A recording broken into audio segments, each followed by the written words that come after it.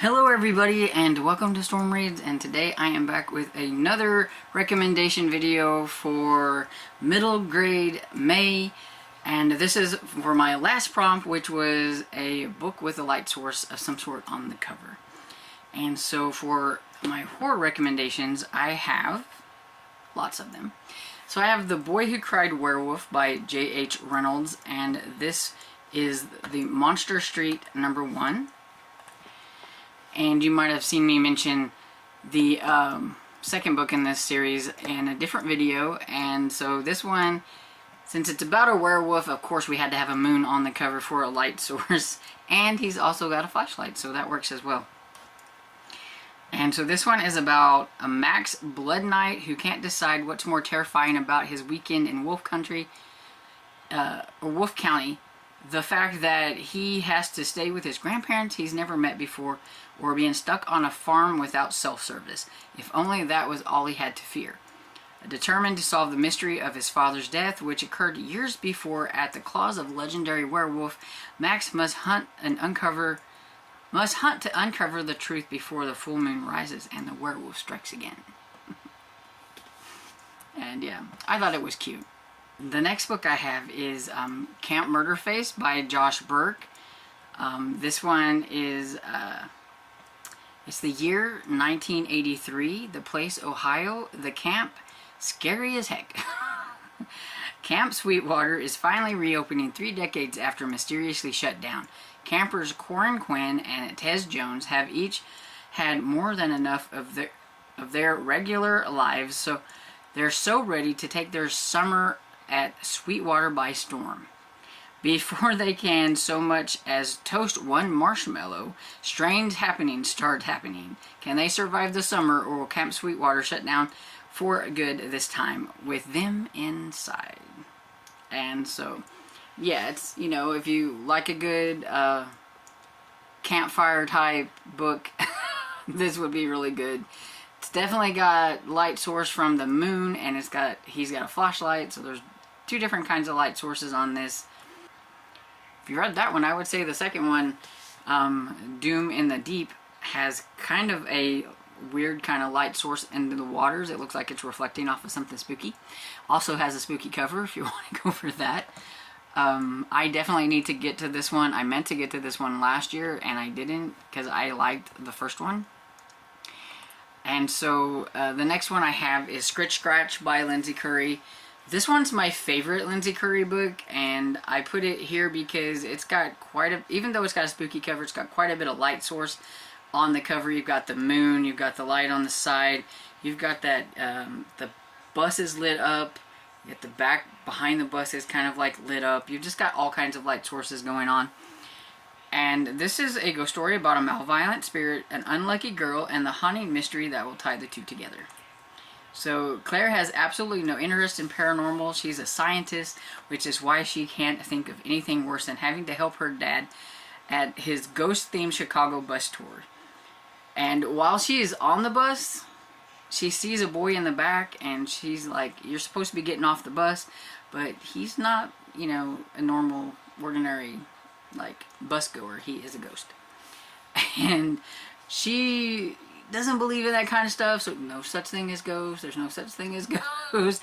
But the more things happen, the more she's got to realize that maybe there are such things as ghosts. But she tries to brush it off. She must be imagining things, letting her dad's ghost stories get to her.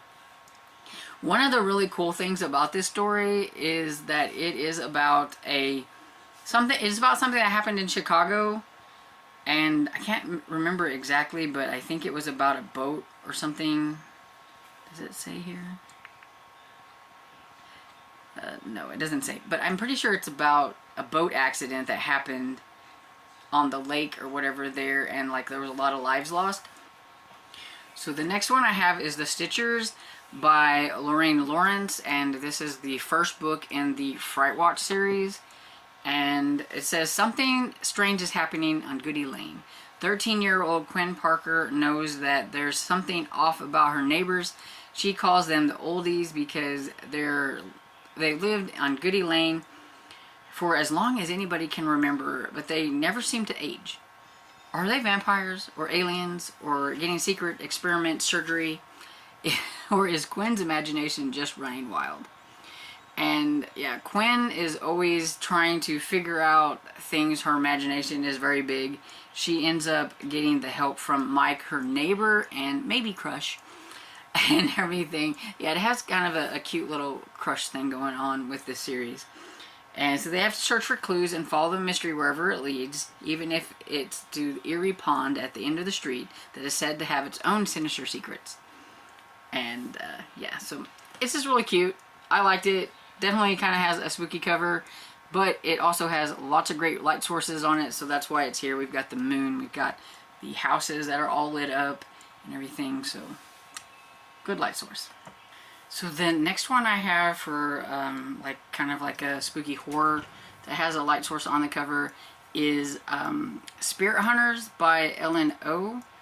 This one is the first in the Spirit Hunter trilogy, and I really liked it. I thought it was really good. I've actually read this whole trilogy, believe it or not.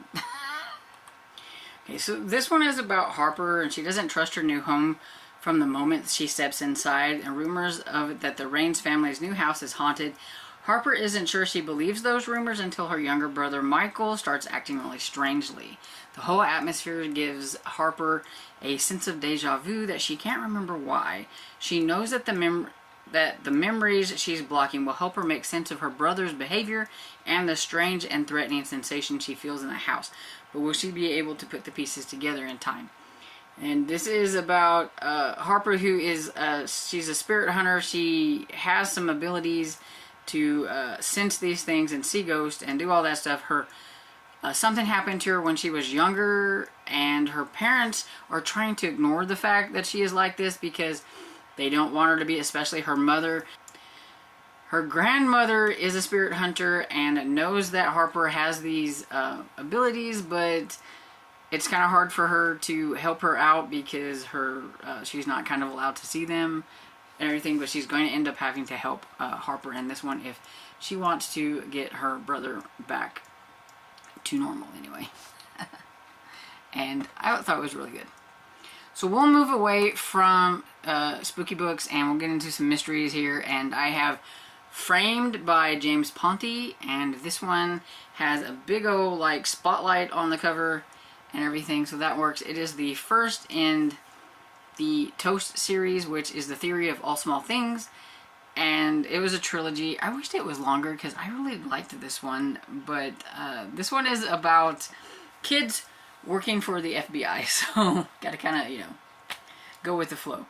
But it's about Florian Bates, and he can see things that other people can't see, and he calls it Toast, the theory of all small things. So he can put these small little things together to find the bigger picture.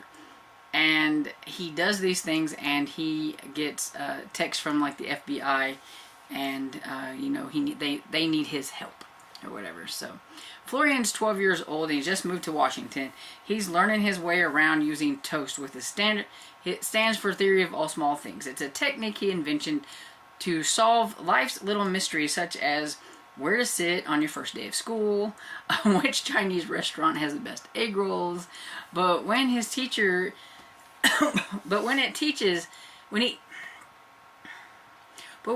it to his new friend Margaret, they uncover a mystery that isn't little.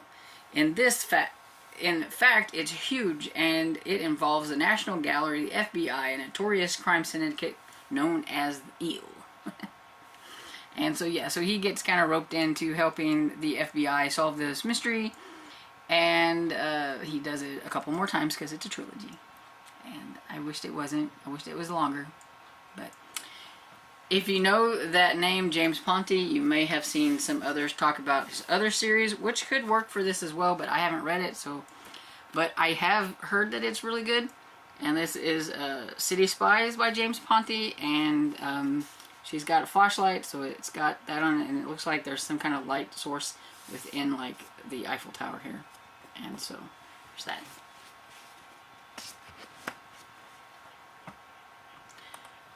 Another mystery kind of that I have with a light source, we have Amelia 6 by Kristen L. Gray.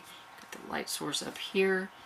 And so this one is about 11-year-old Amelia Ashford, or Millie to her friends, doesn't realize just how many adventures await her as she's given the opportunity of a lifetime to spend the night in Amelia Earhart's childhood home with 5 other girls. But Amelia's mom is a pilot like the famous Amelia, and Millie would love to have something to write to her about, if only she had her address. Once at Amelia's house in Atchison, Kansas, Millie stumbles upon a display of Amelia's famous flight goggles. She can't believe her good luck, since they are about to be relocated to a fancy museum in Washington, D.C. But her luck changes when the goggles disappear and Amelia is the last to see them. Soon fingers are pointing in all directions and someone falls strangely ill. Suddenly, a fun night of scavenger hunts and sweets take a nosedive, and the girls aren't sure who to trust. With a blizzard raging outside and a full house of suspects, the girls have no choice but to band together. It's up to Amelia 6 to find the culprit and return the goggles to the rightful place, or the next body to collapse could be one of their own. So yeah, I thought this was a fun mystery. So. Then we're going to get into some fantasy, with one that I know everybody knows about, but I'm going to mention it anyway, so I won't talk too much about it, and that's Amari and the Night Brothers. We've got some magical light sources going on in this cover, and so that works as well. Like I said, it could be magical kind of sources, and I know a lot of people absolutely love Amari and the Night Brothers. I was one of them. I really enjoyed it. It's about Amari, whose brother has gone missing and nobody seems to want to search for him. So she decides to look for him, and then she ends up finding out that he was part of a secret society of like this paranormal, supernatural, and she ends up getting to go to the Bureau of Supernatural Affairs and everything, where she finds out that she's got quite a bit of magic in her and everything. And so yeah, it's really good. Got to battle evil magicians and all kinds of stuff. It's definitely a fun fantasy. So like the next fantasy adventure book that I have is The Lightning Thief by Rick Riordan. I'm going to say that lightning is a light source, so there we go. That's why I decided to put this here. And it has also made me decide that I think I want to reread the Percy Jackson series, because it's been a long time since I've read them. I remember I really liked them, and I would like to go on to like the next section of books, which has like the Lost Hero and all that. I think it's the Hero of Olympic series, but I don't really remember a lot about what goes on with Percy Jackson, and so I want to kind of refresh my mind. So I think I'm just going to reread the whole series.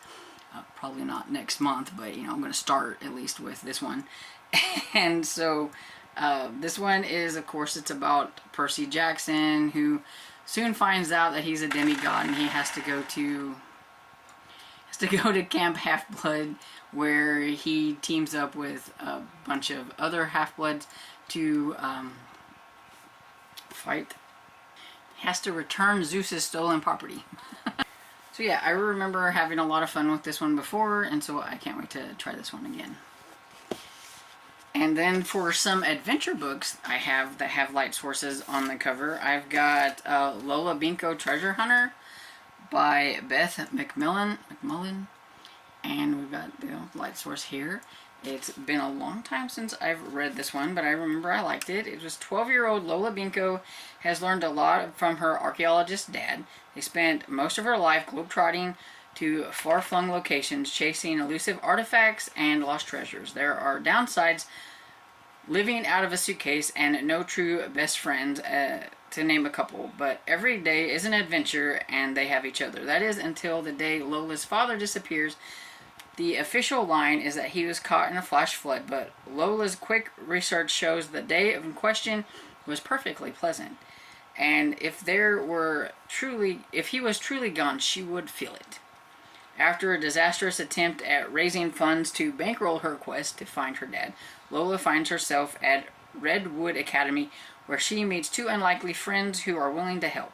Lola suspects Dad's disappearance has a lot to do with the mythical stone He was studying a stone was so powerful it can control the world. In the wrong hands, it could end it too.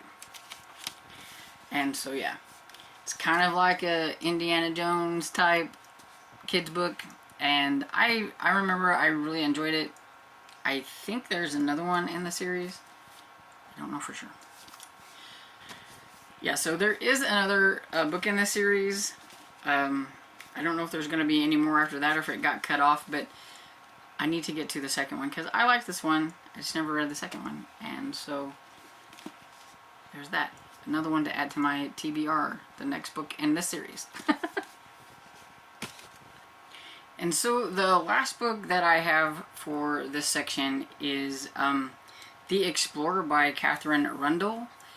And this one is about Fred, Con, Lily, and Max, who are on their way back to England from Manus, something like that, when the plane they're on crashes and the pilot dies upon landing. For days they survive alone until Fred finds a map that will lead them to a ruined city and to a secret, and hopefully they can figure out how to get out of this jungle. And I'm considering this a light source because that circle, it looks like there's like some kind of lighting out there, and it's bright and lit up, and so I'm just going to consider this like a light source. So yeah, you make it fit however you can make it fit. So this is the last one that I have for this prompt, and I know it's gone on a long time. I just had so many books, and it was hard for me to like narrow it down. So do you have any books that you would like to add to this? Please do below. We always need recommendations.